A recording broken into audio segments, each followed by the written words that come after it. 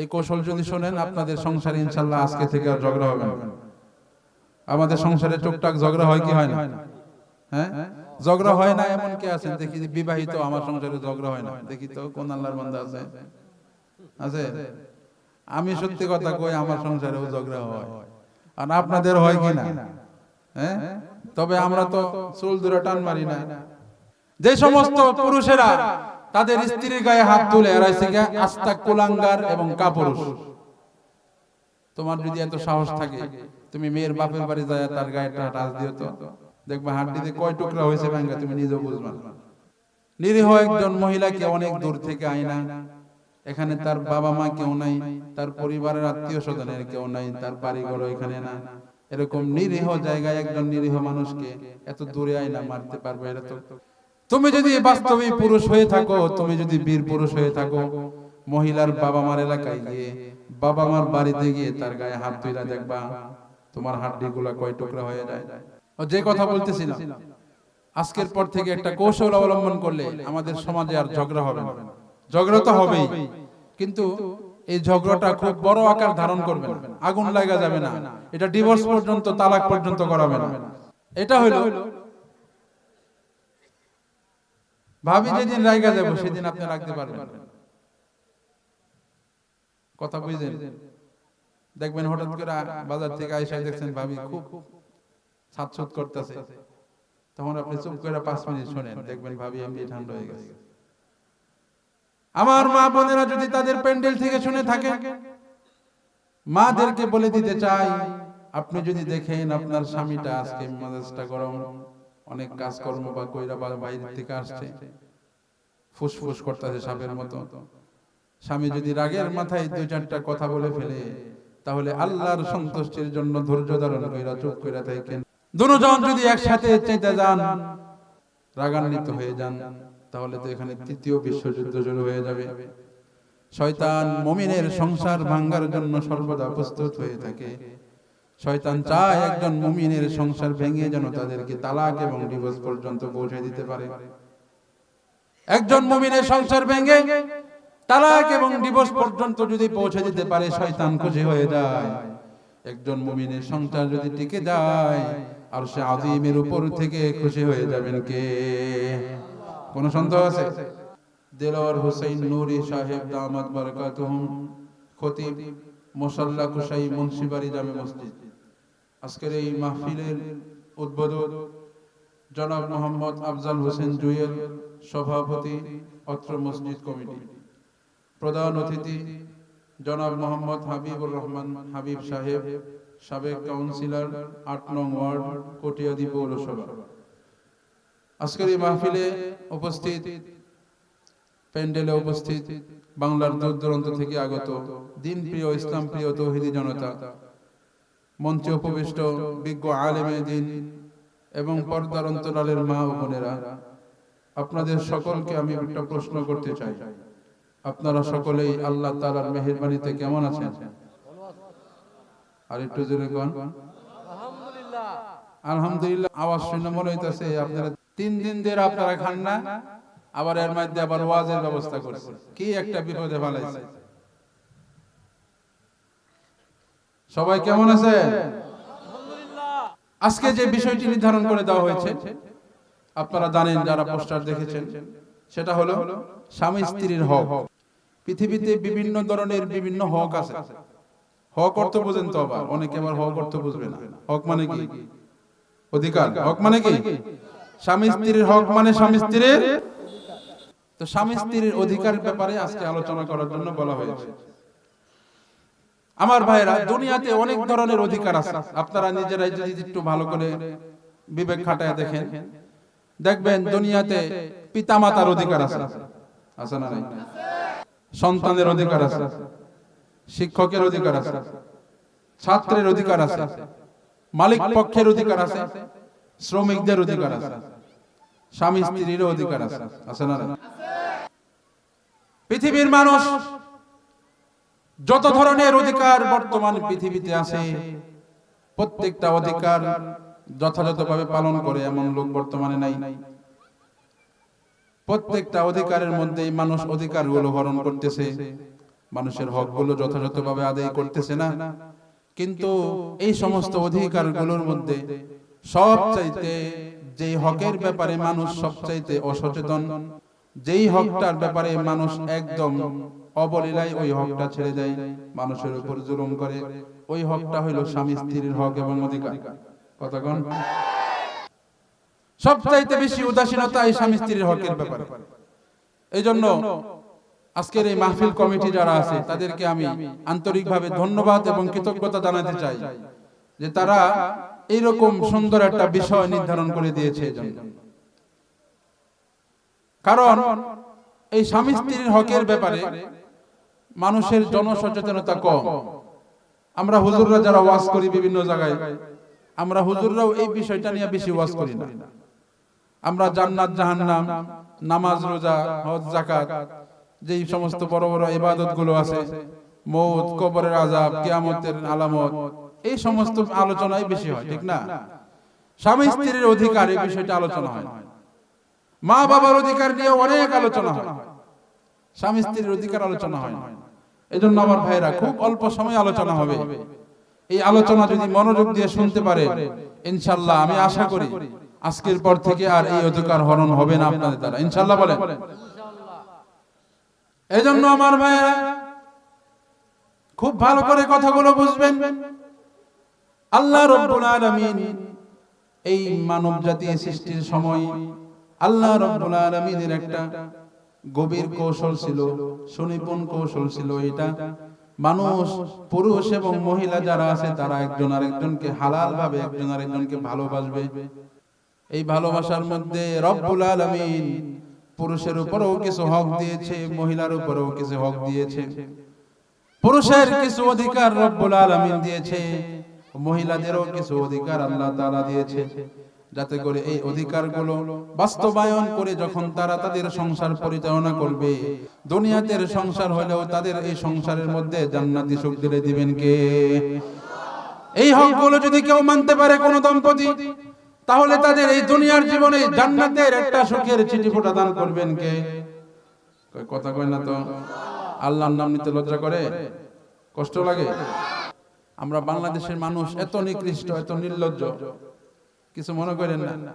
নির্বাচনের সময় নেতার কাছ থেকে 200 টাকার কসকসা একটা নোট নিয়ে সারাদিন মিথ্যা নেতার পিছনে স্লোগান দেয়, আমার ভাই, তোমার ভাই, অমুক ভাই, অমুক ভাই,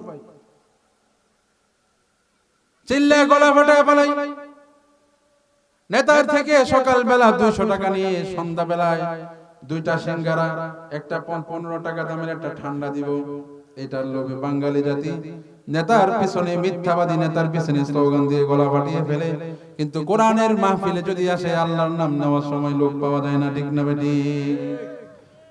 এজন্য আমি চাই মশাল্লা কুশাই মুন্সিবাড়ির লোকেরা তো এমন না, এমন তাদেরকে আল্লাহর নাম নিতে হলে কি সিঙ্গারা আর পুরীর লোভ দেখাইতে হবে? 200 টাকার নোটের লোভ দেখাইতে হবে? সবাই একটু জোরে চিল্লান দিয়ে বলেন তো আল্লাহ। আজকে আমরা মুসলমান যারা, তারা হয়ে গেছি মিনমিনা। আমরা এখন খালি মানুষের তেল দিয়ে চলতে পছন্দ করি। ও মুসলমান, তোমাকে তো হওয়ার দরকার ছিল হযরত ওমর ইবনুল খাত্তাবের মতো। তিনি যখন ইসলাম ধর্ম গ্রহণ করেছিলেন, ইসলাম ধর্ম গ্রহণ করার পরে হযরত ওমর ইবনুল খাত্তাব যখন আল্লাহু আকবারের তাকবীর দিয়েছিলেন, তখন আবু জাহেল, উতবা, শাইবা, ওয়ালিদ ইবনে মুগীরা যারা ছিল, তাদের সকলের কলিজার মধ্যে কম্পন সৃষ্টি হয়ে গিয়েছিল। আমার ভাইরা, যে কথা বলতেছিলাম, আল্লাহ রাব্বুল আলামিন স্বামী এবং স্ত্রীকে যে অধিকারগুলো পালন করার জন্য বলেছে, প্রত্যেকটা ফরজ, প্রত্যেকটা হক যদি যথাযথভাবে আদায় করা হয়, রব্বুল আলামিন এই দুনিয়ার মধ্যেও জান্নাতি সুখ শান্তি তাদের অন্তরে ঢেলে দিবেন। বলেন সুবহানাল্লাহ। এজন্য আমার ভাইরা, সর্বপ্রথম আলোচনা করব পুরুষদের উপর তাদের মহিলাদের কি কি হক আছে। এরপরে আলোচনা করব মহিলাদের উপর পুরুষের কি কি হক আছে। সর্বপ্রথম আমরা জেনে নেই পুরুষের উপর কি কি কাজ ফরজ, মহিলার সাথে কি কি করতে হবে, কিভাবে চলতে হবে।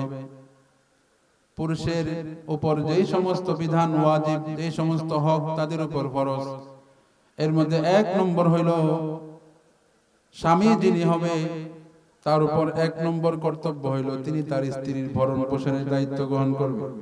কিসের দায়িত্ব? ভরণ পোষণ। এটা একটা ব্যাপক কথা। ভরণ পোষণ এই কথার মধ্যে 4টা বিষয় অন্তর্ভুক্ত। কয়টা? চিল্লায়া বলেন কয়টা? 1 নম্বর স্ত্রীর খাদ্য, 2 নম্বর স্ত্রীর বস্ত্র, 3 নম্বর স্ত্রীর বাসস্থান, 4 নম্বর স্ত্রী অসুস্থ হলে তাদের চিকিৎসার ব্যবস্থা। এই 4টা স্বামীর উপর দায়িত্ব। বুঝতে পেরেছেন?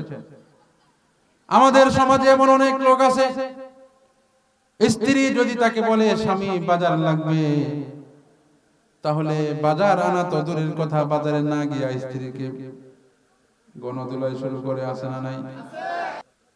তুমি যদি স্ত্রীকে বাজার করে খাওয়াইতে না পারো, তাহলে তোমার কে বলছে তোমাকে বিবাহ করতে?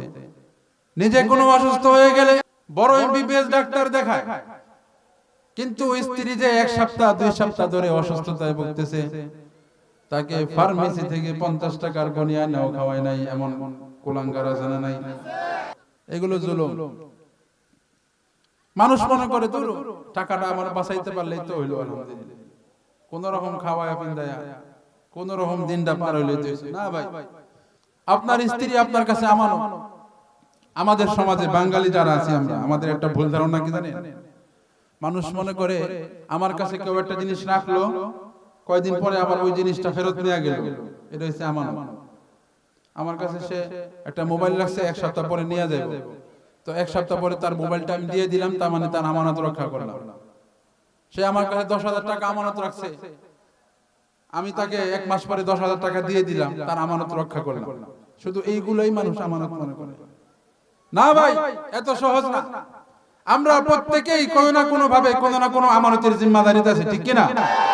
যিনি স্বামী আছেন তিনি তার স্ত্রী তার কাছে আমানত, যিনি বাবা তার সন্তান তার কাছে আমানত। এই দেশের প্রত্যেকটা ভোটার যারা আছেন তাদের কাছে তাদের এই ভোটার অধিকার একটা হলো একটা আমানত। আজকে আপনারা দেশের সম্পদ যারা বিদেশে লুটপাট করে, মানুষের উপর যারা জুলুম নির্যাতন করে, ওই সমস্ত লোকদেরকে যারা ভোট দিয়ে জয়যুক্ত করে দেশের ক্ষমতায় আনতেছে, কিয়ামতের দিন শুধু ওই সমস্ত জালিমরা কাট করে দাঁড়াবে তা না, আপনি আপনার ভোটাধিকারের আমানত নষ্ট করার কারণে কিয়ামতের ময়দানে আপনাকেও কাট করে দাঁড়াতে হবে, ঠিক কি না? এজন্য আমার ভাইরা খুব সাবধান থাকতে হবে, খুব সতর্কতার সাথে চলতে হবে। আল্লাহ তাআলা আমার উপর কি কি আমানত দিয়েছে, সেই আমানতগুলো খেয়ানত করা যাবে। যে কথা বলতেছিলাম, আল্লাহ তাআলার পক্ষ থেকে আমার স্ত্রী আমার কাছে আমানত। এই আমানতের খেয়ানত করলে কাঠগড়ায় দাঁড়াতে হবে। এইজন্য আমানতের খেয়ানত করা যাবে না। আল্লাহর নবী বিশ্ব নবী জনাবে মুহাম্মদুর রাসূলুল্লাহ সাল্লাল্লাহু আলাইহি ওয়াসাল্লাম হাদিস শরীফে ইরশাদ করেছেন, বুখারী শরীফের 5066 নম্বর হাদিস। আল্লাহর নবী বলেন, ইয়া মাশারাশ শাবাব মান ইসতাতাআ মিনকুমুল বাআতা ফালইয়াতাযাওয়াজ। ও যুবকের দল, তোমরা যারা স্ত্রীর ভরণ পোষণ এর পালন করার ক্ষমতা রাখো, ফালইয়াতাযাওয়াজ, কেবলমাত্র তারাই যেন বিবাহ করে।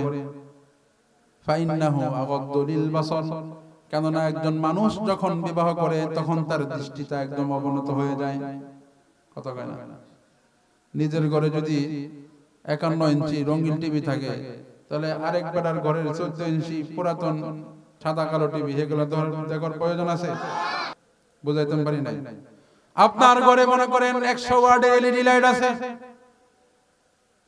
100 ওয়াটের এলইডি লাইট যদি আপনার ঘরে ধরানো থাকে, বলেন তো দেখি আরেকজনের ঘরের কুপির মোমবাতির যে আগুন আছে, যে আলো আছে, ওই রকম ঠুনকো আলোর আপনার কোনো প্রয়োজন আছে নাকি? এইজন্য আল্লাহর হাবিব বলে দিয়েছেন, তোমরা যারা বিবাহ করতে সক্ষম, মহিলাদেরকে ভরণ পোষণ করতে সক্ষম, তোমরা বিবাহ করে নাও, কেননা এটা তোমাদের দৃষ্টিকে অবনত করবে, ওয়া আহসানুল ফারজি, এবং তোমাদের লজ্জাস্থান হেফাজত করতে সহায়ক হবে। মানুষ যখন হালাল ভাবে যখন তার যৌবিক চাহিদা পূরণ করতে পারবে, তখন এলাকার যুবতী নারী যারা আছে তাদের দিকে আর চোখ তুলে তাকাবে না। ওয়ামান লাম ইস্তাতি ফালাইহি বিসওম। ও যুব সমাজ, তোমরা শুনে রাখো, তোমাদের মধ্যে থেকে কেউ যদি স্ত্রীর ভরণ পোষণ দেওয়ার ক্ষমতা না রাখে, স্ত্রীর ভরণ পোষণ যদি সে আদায় করতে না পারে, স্ত্রীর শারীরিক চাহিদা মেটানোর সক্ষমতা যদি তার না থাকে, ফালাইহি বিসসাওম, তাহলে আল্লাহ নবী বলেছে তোমার জন্য বিবাহ না, তুমি বিয়ে কইরো না, তোমার জন্য উচিত হইল তুমি বেশি বেশি রোজা রাখো। আমাদের ইসলামী শরীয়ত দেখেন কত সুন্দর। বিবাহ যারা করতে পারে তাদেরকে তো বিবাহের জন্য উৎসাহ করলেন, যারা বিবাহ করতে পারে না তাদেরকে বলে দিলেন বিবাহ করা ছাড়াও কিভাবে থাকা যায় এর একটা কৌশল বাতলে দিলেন। ইসলাম ধর্ম কত সুমহান, চিন্তা করছেন? যারা বিবাহ করতে পারে না সে যদি নিয়মিত রোজা রাখে তাহলে তার যৌবিক চাহিদা তাকে এত প্রেসার দিবে না, অন্য মানুষের বউয়ের দিকে তাকানোর জন্য তার বেশি মন চাবে না। কথা বুঝতে পেরেছেন? এই হাদিসটা শোনানোর উদ্দেশ্য কি? হাদিসটা শোনানোর উদ্দেশ্য হইল পুরুষের উপর যে এক নম্বর দায়িত্বের কথা আমি বলেছি, ভরণ পোষণের দায়িত্ব। এই ভরণ পোষণ পালন করতেও আমরা গরিমসি করি, এমন লোক আছে না নাই? গরিমসি করা যাবে? যাবে না। এই হলো এক নম্বর দায়িত্ব পুরুষের উপর। পুরুষের উপর দুই নম্বর যে দায়িত্ব তার স্ত্রীর ব্যাপারে, সেটা হলো স্ত্রীর সাথে সদ্ব্যবহার করতে হবে। রব্বুল আলামিন পবিত্র কোরআনে সূরাতুন নিসার 19 নম্বর আয়াতে ইরশাদ করেছেন, ওয়াআশিরুহুন্না বিল মারুফ। ও আমার বান্দারা, তোমরা যারা স্বামী আছো তোমরা তোমাদের স্ত্রীদের সাথে ন্যায়সঙ্গতভাবে উত্তম রূপে তোমরা তাদের সাথে সংসার করো, তাদেরকে কোনো কষ্ট দিও না, তাদের সাথে ভালো আচরণ করো। কিন্তু আমরা স্ত্রীর হুকুম আদায় করি না, স্ত্রীর সাথে সদ্ব্যবহার করি না। স্ত্রীর সাথে যত ধরনের দুর্ব্যবহার আছে আমরা করি, অথচ আল্লাহর হাবিব বিশ্বনবী সাল্লাল্লাহু আলাইহি ওয়াসাল্লাম বলে দিয়েছেন, খায়রুকুম খায়রুকুম লিআহলিহি, তোমাদের মধ্যে সর্বোত্তম হলো সেই ব্যক্তি যে তার স্ত্রীর কাছে উত্তম। বলেন সুবহানাল্লাহ। তোমাদের মধ্যে সর্বোত্তম কে, এটা কিভাবে জাস্টিফাই করা হবে, কিভাবে নির্ধারণ করা হবে? এটা নির্ধারণ করা হবে এইভাবে যে তাদের প্রত্যেকের স্ত্রীর কাছে গিয়ে জিজ্ঞাসা করা হবে। যার স্ত্রী বলবে হ্যাঁ আমার স্বামী একদম ভালো, মন থেকে, এটা আছে যে মানুষের আইসে যখন জিজ্ঞাসা করতে, বুঝতে পেরেছেন? তাহলে স্ত্রীর সাথে সদ্ব্যবহার করার গুরুত্ব আছে না নাই? আপনি ভালো না খারাপ, আল্লাহ তাআলার কাছে এই সার্টিফিকেট পাওয়ার জন্য আপনার স্ত্রীর কাছ থেকে এই সাক্ষীটা নেওয়া জরুরি।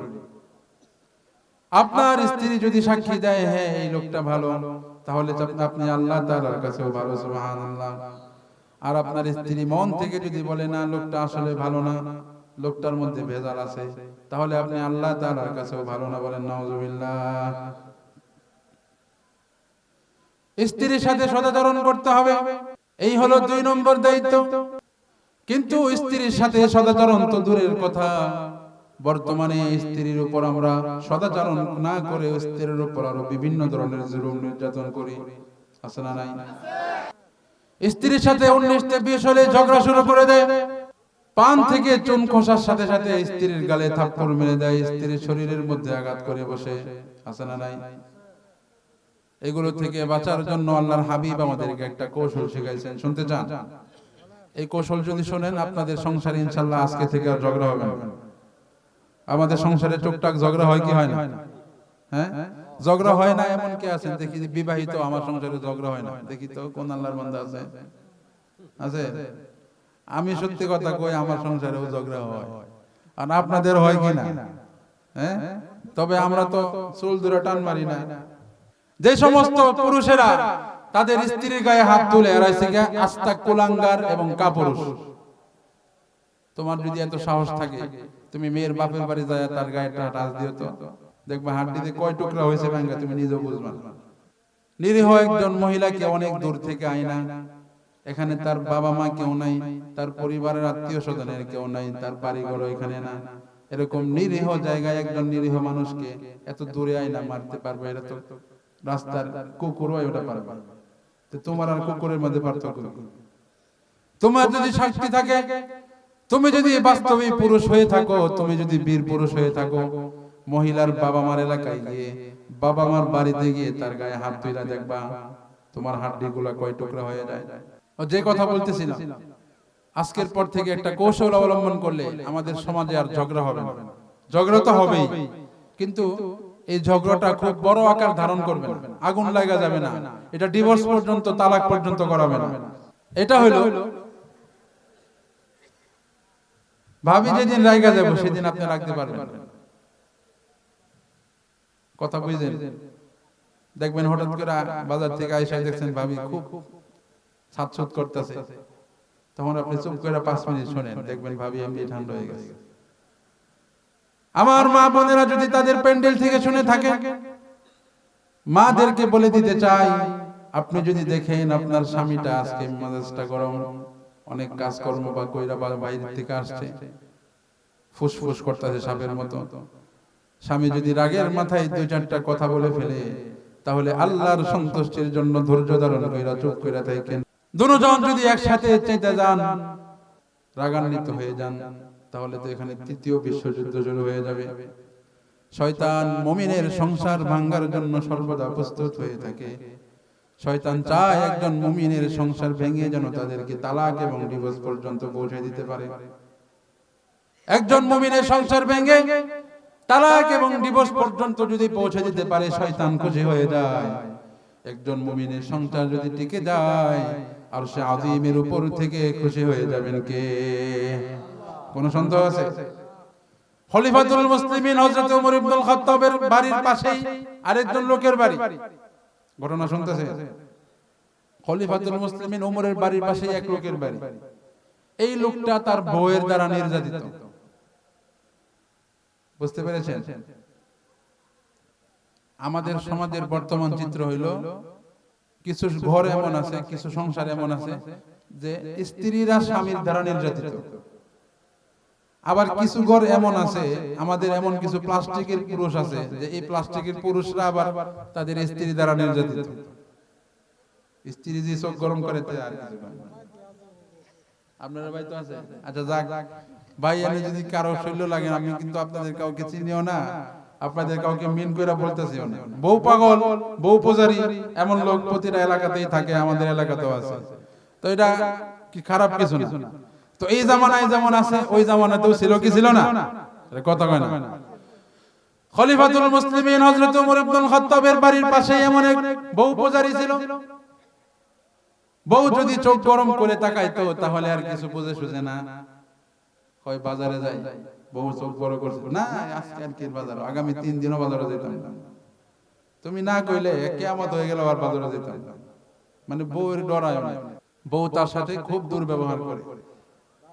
এই যে চাচা বলছে দারোগা, মাশাআল্লাহ, চাচা না ভাই।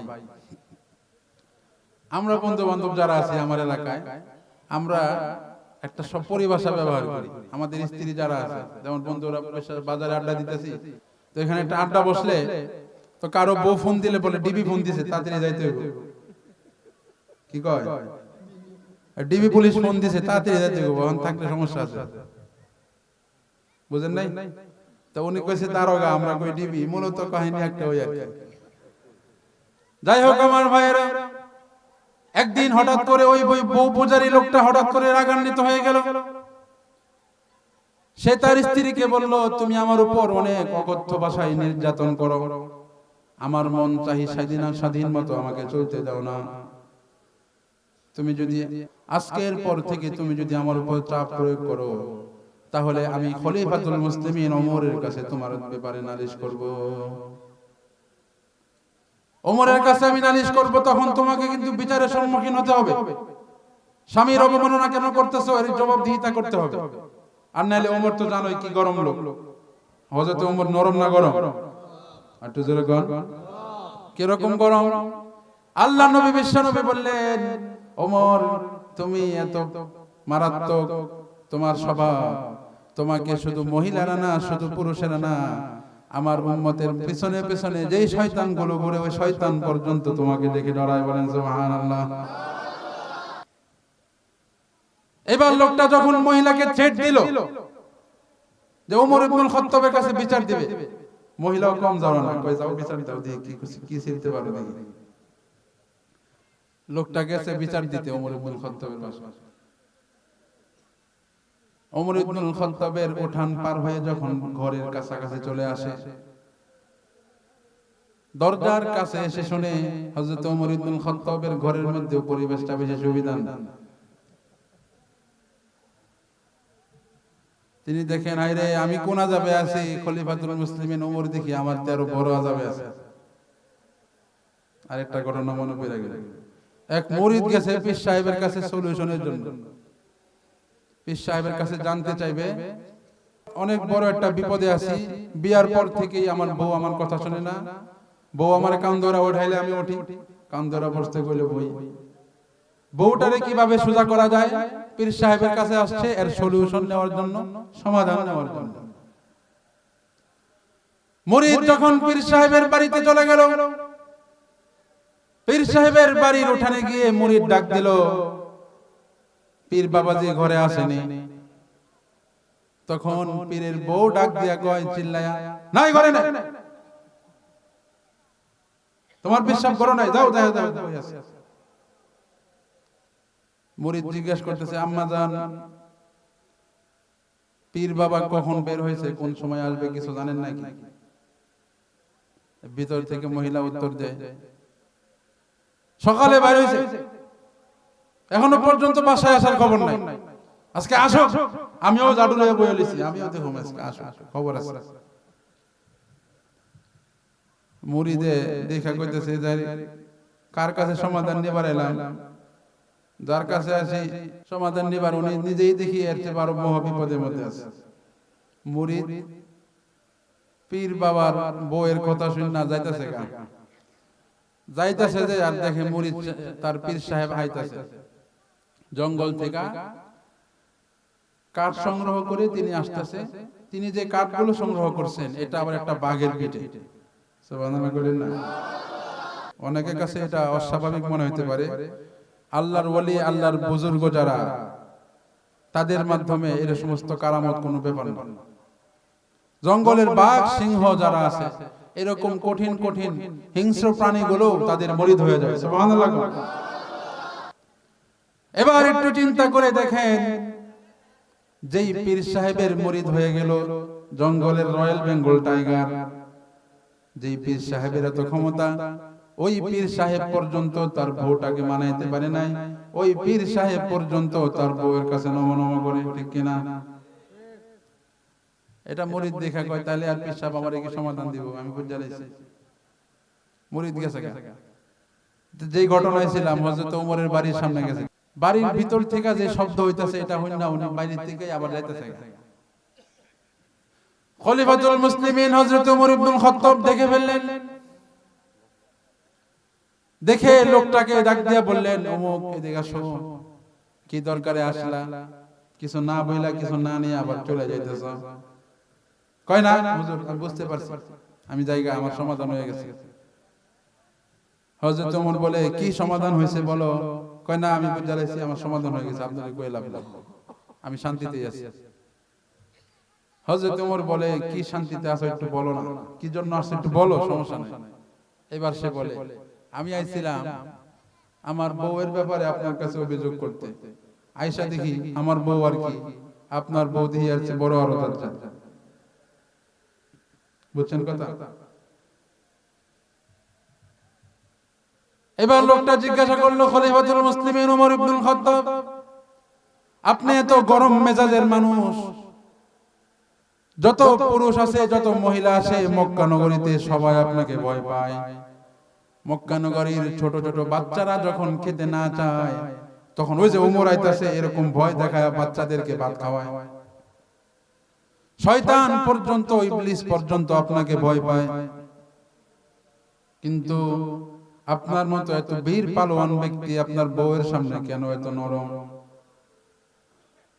হযরত ওমর ইবনুল খাত্তাব বললেন, ভাই তুমি কথাটা অনেক সুন্দর বলেছো, খুব সুন্দর প্রশ্ন করেছো, কিন্তু একটা কথা মনে রাখো, আমি ওমরের এত ক্ষমতা আছে, যদি একটা থাপ্পড় দেই তাহলে এক থাপ্পড় খায় সে আধা মারা হয়ে যাবে, কিন্তু আমি আমার স্ত্রীর সাথে এ ধরনের কিছু করি না, কারণ আমার স্ত্রী একটা মাত্র শব্দ বলার মাধ্যমে শুধুমাত্র কবুল বলেছে বিবাহের দিন। এই একটা মাত্র শব্দ বলার পর থেকে তিনি তার বাবা মা বাড়িঘর সহায় সম্পত্তি সব কিছু ছেড়ে অচীন একটা দেশে অচীন একটা পুরুষের সাথে আমার সাথে এসে পড়েছে। কতক্ষণ ঠিক না বেটি? শুধু তাই নয়, সে শুধু নিজের জন্মস্থান ত্যাগ করেছে তাই নয়, নিজের কলিজার টুকরা বাবা, নিজের কলিজার টুকরা মা, নিজের খেলার সাথীগুলো যারা আছে, নিজের ভাই বোন আত্মীয় স্বজন, নিজের পরিচিত এলাকাগুলো, এই সব কিছু ছেড়ে শুধুমাত্র একজনের উপর ভরসা করে এসেছে, সে হলাম আমি, স্বামী। সে আমার ঘরে আসছে শুধু এতটুকুই নয়, আমি তো শুধু বাহিরে গিয়ে কাজ করি, কিন্তু আমার ঘরের মধ্যে আমার ঘর গোছানো, আমার বাজার থেকে যে বাজার নিয়ে আসি সেগুলো কাটা, মাছ আনলে শীতের দিন দেখা যায় শীতের বেলায় মাছটা কাটার পরে ঠান্ডা পানি দিয়ে মাছটা ধোয়া, এই ঠান্ডা পানি দিয়ে মাছ ধোয়ার পরে সেগুলো আবার অনেক সময় নিয়ে সেগুলো রান্না বান্না করা। রান্না বান্না তো কষ্ট করে করেছে, এটা ঠিক আছে, কিন্তু কষ্ট করে রান্না বান্না করেও নিজে আগে খায় না, আগে আমাকে খাওয়ায়, সন্তানদেরকে খাওয়ায়, এরপরে যদি দুই এক টুকরা বাঁচে তাহলে নিজে খায়, আর যদি না বাঁচে তাহলে শুধু ঝুল দিয়ে খায়। ওইটা পরে একটা মাত্র শব্দ, এই কবুল শব্দটা বলার কারণে যে তার সব কিছু ছেড়ে দিয়ে সহায় সম্পত্তি, বাবা মা, তার নিজের মাতৃভূমি ছেড়ে এত দূর চলে এসেছে, আমার ঘরের মধ্যে এত বড় ডিউটি করতেছে, 24টা ঘন্টা আমার ঘরের মধ্যে এতটা ঘাটতেছে। এই মহিলা যদি মেজাজ গরম করে আমাকে দুই একটা কথা বলে তাহলে এগুলো সহ্য করলে আমার ক্ষতি কি? ঠিক কিনা বেটি? হযরত ওমরের যে যুক্তিটা দিছে, যুক্তিটা ঠিক না বেটি? আমরা প্রত্যেকটা পুরুষ যারা আছি একটু মাথাটা খাটায় চিন্তা করি তো হযরত ওমরের যুক্তিটা, যে দেখেন তো একটা বিবাহের কারণে তিনি তার সব কিছু ছেড়ে আপনার কাছে চলে আসছে, সবাই রে পর বানায়, একমাত্র আপনার মতো অপরিচিত একজন ব্যক্তিকে আপন বানায় ফেলেছে। আপনি তো শুধু বাজার থেকে একটু বাজারটা করে আইনা দেন, কিন্তু ওই বাজারটা আনার পরে প্রসেসিং, কাটাকাটি, ধোয়া ধুই, রান্না করা, এরপরে আপনার সামনে খাবার পরিবেশন করা, এই যে সব কিছু, এত কামলা দেওয়া সারাদিন, এটা কে করে? আপনার স্ত্রী করে না? তো এত কাজ যে করতে পারে একদম বিনা পারিশ্রমিকে, কোন ধরনের টাকা পয়সা ছাড়া, সে যদি আমাকে দুইটা কথা বলে ফেলে মেজাজ গরম করে, তাহলে এটা সহ্য করতে কোনো সমস্যা আছে? আমার ভাইরা, যে কথা বলতেছিলাম, স্বামীর উপর যে সমস্ত বিষয় আবশ্যক, স্বামী স্ত্রীর যে অধিকারগুলো পালন করবে, এর মধ্যে আরেকটা হইল স্বামী স্ত্রীর সাথে, স্ত্রীর সামনে স্ত্রীর প্রশংসা করবে। রাজি আছেন তো? আমরা তো স্ত্রীর প্রশংসা করি না, আরো স্ত্রীর আরো নিন্দা করি। স্ত্রীকে বলি তুই খারাপ, তোর বাপ খারাপ, তোর মা খারাপ, তোর 14 গোষ্ঠী খারাপ। আছে না নাই? আচ্ছা, যদি আপনি এমনটা কাউকে বলেন কোন মহিলাকে, সেই মহিলা অন্তর থেকে আপনাকে কখনো ভালোবাসবে? সে কি অন্য কারো কাছে গিয়ে আপনার প্রশংসা করবে? করবে না। এজন্য স্ত্রীদের প্রশংসা করতে হবে, এটা রাসূলের সুন্নাহ। আজকে থেকে স্ত্রীর প্রশংসা করবেন। রাজি আছেন তো ইনশাআল্লাহ? কে কে রাজি আছেন ইনশাআল্লাহ? কি প্রশংসা করবেন? এই মুরব্বি বাবাজিরা কোন তো কি প্রশংসা করবেন? হ্যাঁ জি, ওই যে মাঝে মাঝে আই লাভ ইউ বলাও সুন্নাত বলতেছে, মাশাআল্লাহ। আচ্ছা, একজন মুরব্বি বলেন যে আপনি আপনার বুড়িরে কি কইবেন? আজকে একটা ভালোবাসার বহিঃপ্রকাশের একটা শব্দ বলে দেই। রাজি আছেন তো করতে? আজকে যারা আছেন বিবাহিত, যারা সবাই বাড়িতে গিয়া, মুরব্বি হোক, যুবক হোক, তরুণ হোক, যারাই বিবাহ করছেন, বাড়িতে গিয়ে আজকে ভাবিরে সালাম দিবেন। রাজি আছেন? এতদিন তো সালামের আমল ছিল না, হয়তো দুই একজন করতেন। মুরব্বি বাবাজিরা আজকে বুড়িরে যায় সালাম দিতে পারবেন তো? সালাম দিলে হয়তো প্রথম দিন বুড়ি বলবে আইসে বাপ দেয়, একদিন ওয়াজ হইল না, পেশাব হয়ে গেছে।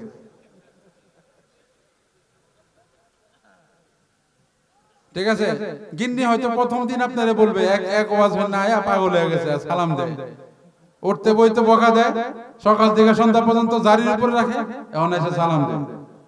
এটা যদি প্রথম দিন আপনার স্ত্রী বলেও, দেখবেন 2-4 দিন দিয়ে যখন আপনি অভ্যস্ত হয়ে যাবেন, এরপরে কিন্তু গিন্নি আর এই কথা বলবে না, ঠিক কি না? তখন অভ্যস্ত হয়ে যাবে, ঘরের মধ্যে একটা শান্তি এবং শৃঙ্খলার পরিবেশ আল্লাহ রাব্বুল আলামিন সৃষ্টি করে দিবেন। রাজি আছেন তো ইনশাআল্লাহ? স্ত্রীর সাথে সদাচরণ করতে হবে, স্ত্রীর প্রশংসা করতে হবে, স্ত্রীর কাজের প্রশংসা করতে হবে, স্ত্রীর রান্নার প্রশংসা করতে হবে। আমাদের সমাজে এমন অনেক লোক আছে, রান্নার মধ্যে 19 থেকে 20 হলে স্ত্রীর সাথে বেয়াদবি করে। খাবারটা ফিকা দিয়ে ফালায় দেয় বাইরে, প্লেট ভাঙালে যে খাবার কেন মজা হলো না, হ্যাঁ এত দাম দিয়ে বাজার থেকে মাছটা আনলাম, মাছের মধ্যে লবণই হয় না, মুখে দেওয়া যেতেছে না, এমন আছে না? এটা রাসূলের সুন্নাহ পরিপন্থী। আল্লাহ নবী বিশ্ব নবী জনাবে মুহাম্মদুর রাসূলুল্লাহ সাল্লাল্লাহু আলাইহি ওয়াসাল্লাম তার চিরাচরিত অভ্যাস ছিল, তিনি যখন কোনো খাবার পছন্দ করতেন তাহলে খাইতেন, যদি কোনো খাবার ভালো না লাগতো তিনি খাবারের নিন্দা না করে উঠে চলে যাইতেন। পছন্দ হলে রুচি টানলে খাইতেন, আর রুচি না টানলে খাইতেন না, কিন্তু খাবারের সমালোচনাও করতেন না। রাজি আছেন তো ইনশাআল্লাহ? 4 নম্বর যে বিষয় আল্লাহর নবীর সুন্নাহ, সেটা হলো স্বামীরা স্ত্রীর ঘরের কাজে মাঝে মাঝে সাহায্য করবে। রাজি আছেন তো ইনশাআল্লাহ? সারাদিন সকাল থেকে সন্ধ্যা পর্যন্ত সারাদিন মেহনত করে যখন ঘরে গেলেন খাওয়ার জন্য, যায় দেখেন রান্না হয় না, বলেন তো দেখি মেজাজটা গরম হবে কি হবে না? কথা কয় না। যদি বলেন যে মেজাজ গরম হয়, তাহলে আমি বলি ভাই আপনার মধ্যে রাসূলের সুন্নাহ নাই। আল্লাহ নবী বিশ্ব নবী জনাবে মুহাম্মদুর রাসূলুল্লাহ সাল্লাল্লাহু আলাইহি ওয়াসাল্লাম যখন মাঝে মাঝে বাসায় এসে দেখতেন যে রান্না প্রস্তুত হয় নাই, খাবার প্রস্তুত হয় নাই, আল্লাহ নবী বলতেন, আয়েশা চিন্তার কোনো কারণ নাই, আসো এখন আমরা দুইজন মিলে খাবারগুলো প্রস্তুত করি। বলেন সুবহানাল্লাহ। আল্লাহ নবীর ব্যাপারে বর্ণিত আছে, ওয়া কানা ফি মিহনাতি আহলি, আল্লাহ নবী নিজের ঘরের স্ত্রী যারা আছে তাদের বিভিন্ন কাজে হাত লাগাইতেন। কিন্তু বর্তমানে আমাদের সমাজে এই টেন্ডেন্সি একদম নাই। কেউ যদি ভুলেও একদিন বউয়ের সাথে কাজ করে তাহলে তারে মাইক দেয়া কয়, সমাজে আছে না নাই? ও বউ পাগল। আমাদের সমাজটা অনেক খারাপ হয়ে গেছে। আমাদের সমাজের মানুষের সামনে আল্লাহর নবী যদি 3 দিন বা 1 সপ্তাহ যদি জীবন যাপন করতেন, তার বাস্তবিক জীবনটা, আল্লাহর নবীরও কমপক্ষে 100টা দূর ফেলাইতেন। আমরা এত খারাপ। স্ত্রীর কাজে সহযোগিতা করা এটা রাসূলের সুন্নাহ, এতে স্বামী স্ত্রীর মহব্বত তৈরি হয়। অথচ এই কাজটা করতে গেলেও অনেক শ্বশুর শাশুড়ি এমন আছে, আরে আমার ছেলেটা তো শেষ, আমার ছেলেটা জানি কি বান মারছে, আমার ছেলেটা তো পাগল হয়ে গেছে, মাইগাগিরি করতেছে, বউর লাগে যায় এখন পাক করে রান্না করতে, পেঁয়াজ কাটটা দিয়ে রসুন কাটটা দিয়ে, ঠিক কি না? আরে এগুলো তো আমরাই করি নাকি? আসমান থেকে ফেরেশতা নাজিল হয়ে এগুলো করে? আমরাই করি। এমনটা করা যাবে না। আল্লাহর নবীর সুন্নাত হইলো মাঝে মাঝে বাড়ির কাজে, রান্না বান্নার কাজে স্ত্রীকে সহযোগিতা করতে হবে। রাজি আছেন তো ইনশাআল্লাহ? আমার ভাইরা, অনেকগুলো হক আলোচনা করার কথা ছিল কিন্তু সময় নাই।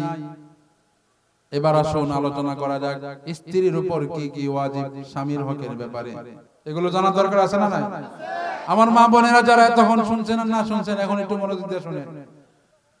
স্ত্রীর উপর 1 নম্বর যে কর্তব্য, সেটা হলো স্বামীর হুকুম তামিল করা। স্বামী কোনো আদেশ করলে, শরীয়ত মোতাবেক কোনো আদেশ যদি স্বামী করে, সেটা পালন করতে হবে। স্বামী আপনাকে বলল 5 ওয়াক্ত নামাজ পড়তে হবে, আমার সাথে সংসার করতে হলে দৈনিক একবার অল্প কিছু সময় হলে কোরআন তেলাওয়াত করতে হবে, তাহলে এটা আপনার জন্য করা জরুরি হয়ে যাবে। বুঝতে পেরেছেন? কিন্তু স্বামী যদি শরীয়তের গণ্ডির বাহিরে গিয়ে বলে, আসো সুন্দর করে সেজে আসো, আমি দুইজন একসাথে ছবি তুলে ফেসবুকে আপলোড দেই, তাহলে স্বামীর কথা মানা যাবে? মানা যাবে না। স্বামী যদি কোনো বৈধ আদেশ করে তাহলে সেটা অবশ্যই মানতে হবে, কেননা আল্লাহ তাআলা স্বামীর মর্যাদা স্ত্রীদের উপর বাড়িয়ে দিয়েছে। বলেন সুবহানাল্লাহ।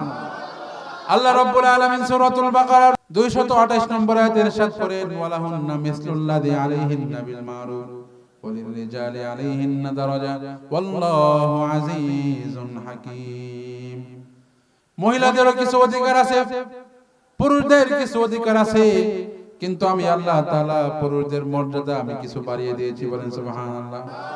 শুধু তাই নয়, আমাদের নবী বিশ্ব নবী জনাবে মুহাম্মদুর রাসূলুল্লাহ সাল্লাল্লাহু আলাইহি ওয়াসাল্লাম ইরশাদ করেছেন, তিরমিজি শরীফের 1159 নম্বর হাদিস, আল্লাহর নবী বলেন, লাউ কুনতু আমিরুন আহাদান আন ইয়াসজুদা লি আহাদিন লা আমারতুল মারআতা আন তাসজুদা লি যাওজিহা।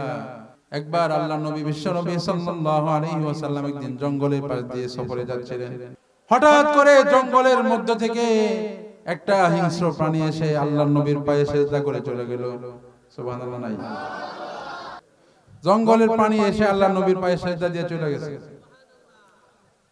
সাহাবায়ে কেরাম যখন দেখলেন জঙ্গলের হিংস্র প্রাণী এসে আল্লাহর নবীর পায়ে সেজদা দিয়েছে, এবার সাহাবায়ে কেরাম একটা আবদার জানাইলো, ইয়া রাসূলুল্লাহ, ইয়া হাবিবাল্লাহ, জঙ্গলের পশুরা যদি সেজদা দিয়া আপনাকে সেজদা দিয়ে তারা যদি সৌভাগ্যবান হতে পারে, আমরা সাহাবীরা কি দোষ করলাম? আপনি আমাদেরকে সুযোগ দিন, আমরা সাহাবায়ে কেরাম আপনার নবীর পায়ে পড়ে আমরাও সেজদায় যাই। আল্লাহর নবী বললেন, না, আমাকে সেজদা দিতে হবে না, কারণ সেজদার একমাত্র উপযুক্ত যিনি, তিনি কে? আর একটু জোরে বলেন, তিনি কে? আল্লাহ ছাড়া কোনো খাজা বাবা গাজা বাবার মাজারে গিয়ে সেজদা দেওয়া যাবে নাকি? কিন্তু আমরা সেজদা দেই কিনা? আমাদের সমাজে লোক আছে না, না এমন? আমার ভাইয়েরা, আল্লাহর নবী একদম স্পষ্ট ভাষায় নাকচ করে দিলেন, না, আমাকে সেজদা দেওয়া যাবে না। এইজন্য আল্লাহ ছাড়া অন্য কাউকে সেজদা দেওয়া যাবে না। আল্লাহ ছাড়া অন্য কাউকে সেজদা দেওয়া যাবে না, ঠিক আছে। কিন্তু লাউ কুনতু আমিরান লিআহাদিন আইয়াসজুদা লিআহাদিন, আমি যদি কখনো কোন ব্যক্তিকে আরেক ব্যক্তিকে সেজদা দেওয়ার কথা বলতাম, তাহলে দুনিয়ার স্ত্রীদেরকে আমি বলতাম, তোমরা তোমার স্বামীদেরকে সেজদা দাও। বলেন সুবহানাল্লাহ। তাহলে স্বামীর মর্যাদা বাড়িয়ে দিয়েছেন কে? আল্লাহ তাআলাই বাড়িয়ে দিয়েছেন। আমার আম্মা জানেরা একটু খেয়াল করে শুনবেন, আপনার স্বামীর মর্যাদা আল্লাহ তাআলা নিজেই বাড়িয়ে দিয়েছেন, আল্লাহর নবী সম্মান দিয়ে গিয়েছেন, এজন্য একটু সম্মান করতে হবে। 2 নম্বর যে বিষয় আমার আম্মা জানদের উপর ওয়াজিব, সেটা হলো স্বামীর সাথে সুন্দর আচরণ করতে হবে, সব সময় স্বামীর মন জুগিয়ে চলতে হবে। আমাদের মহিলাদের বর্তমান সমাজে যে অবস্থা, নিজের স্বামীর সাথে খ্যাট খ্যাট করে কথা বলে, পাশের ঘরের ভাইয়ের সাথে, সিএনজিওয়ালার সাথে, বাস ড্রাইভারের সাথে, মার্কেটে গেলে দোকানদারের সাথে মিষ্টি মিষ্টি কথা বলে, আছে না নাই? মার্কেটে গেলে দোকানদারে বলে আসসালামু আলাইকুম ভাইয়া, আর নিজের স্বামীর সাথে এসে উল্টা পাল্টা খ্যাট খ্যাট করে, আছে না নাই? আছে না? এরকম করা যাবে না। আল্লাহর নবী শিখিয়ে দিয়েছেন স্বামীর সাথে সুন্দরভাবে কথা বলতে হবে। স্বামী ছাড়া অন্য পরপুরুষ যারা আছে তাদের সাথে কর্কশ ভাষায় কথা বলতে হবে, এটা নিয়ম। কোন বেগানা পুরুষের সাথে কথা বললে মহিলারা একটু কর্কশ ভাষায়, একটু শব্দটাকে একটু উঁচু করে, একটু শক্ত করে কথাটা বলতে হবে, যাতে করে ওই বেগানা পুরুষের আপনার প্রতি কোনো আকৃষ্ট না হয়, আপনার প্রতি তার কোনো আগ্রহ যেন না জন্মায়। এজন্য একটা হাদিসের শিক্ষা, বুঝতে পেরেছেন? এগুলো লক্ষ্য করে চলতে হবে। স্বামীর মন জুগিয়ে চলতে হবে, কেন? কারণ আল্লাহর নবী, বিশ্ব নবী হাদিস শরীফে ইরশাদ করেছেন, তিরমিজি শরীফের 1161 নম্বর হাদিস, আল্লাহ নবী বলেন, লাউ আন্না ইমরাতান মাতাত ওয়া যাওজুহা আনহা রাদিন দাখালাতিল জান্নাহ, যদি কোনো মহিলা মারা যায়, কোন স্ত্রী যদি মারা যায়, এমন অবস্থায় যদি মারা যায় যে তার স্বামী তার উপরে সন্তুষ্টি ছিল, তাহলে আল্লাহর নবী বলেন ওই স্ত্রীটা সাথে সাথে জান্নাতে চলে যাবে। বলেন সুবহানাল্লাহ। একজন স্ত্রী মারা গেছে আর স্বামী অন্তর থেকে বলতেছে যে না, আমার স্ত্রীটা ভালো ছিল, সৎ নেককার স্ত্রী ছিল, এরকম সাক্ষী যদি স্বামীর নিতে পারেন কোন স্ত্রী, তাহলে আপনাদের জন্য জান্নাতের বরাদ্দ রেখেছেন কে? এজন্য স্বামীর হক আদায় করতে রাজি আছেন তো ইনশাআল্লাহ? আমার আম্মা জান যারা আছেন তারা মনোযোগ দিয়ে শুনেন ইনশাআল্লাহ। 3 নম্বর যে বিষয়, সেটা হলো স্বামীর সামনে সুন্দর করে নিজেকে উপস্থাপন করতে হবে। কারণ রব্বুল আলামিন বলেছেন, লিতাসকুনু ইলাইহা, আমি পুরুষ এবং নারীকে বিবাহ বন্ধনের মাধ্যমে একসাথে মিলাইছি, যাতে করে পুরুষেরা তাদের ক্লান্তিগুলো দূর করতে পারে নারীর কাছে গিয়ে। সারাদিন পুরুষেরা বাহিরে ঘাম ঝরা পরিশ্রম করে, অনেক মেহনত করে পুরুষরা যখন স্ত্রীর কাছে আসবে, তখন পুরুষরা যেন মানসিক শান্তি অনুভব করে। এজন্য আমার আম্মা জান যারা আছেন, আপনারা একটু আপনাদের স্বামীর সামনে একটু সাজুগুজু করে থাকবেন। কিন্তু আমাদের সমাজের চিত্রটা এখন ভিন্ন। আমাদের সমাজের বর্তমান মহিলারা এমন হয়ে গিয়েছে, তারা যখন বাহিরে যায় তখন খুব সুন্দর সুন্দর পোশাক পরে, খুব সুন্দর মেকআপ লাগায়া, সেন্ট মাইরা, গায়ের মধ্যে সুগন্ধি লাগায়া তারপরে বাহিরে যায়। আর যখন স্বামীর সামনে ঘরে থাকে তখন একদম কাজের বুয়ার মতো, চাকরানির মতো করে থাকে, ঠিক কিনা? আপনি যদি, আমার আম্মা জান একটু বুবিক খাটিয়ে চিন্তা করেন, আপনি যদি আপনার স্বামীর সামনে গান্দা মতো থাকেন, স্বামীর সামনে যদি চাকরানির মতো বুয়ার মতো থাকেন, তাহলে আপনার স্বামী যখন বাহিরে যাবে তখন বেগানা নারী দেখলে আপনার স্বামী তো আপনার প্রতি টান কমে ওই নারীর প্রতি আকৃষ্ট হয়ে যাবে, ঠিক কিনা?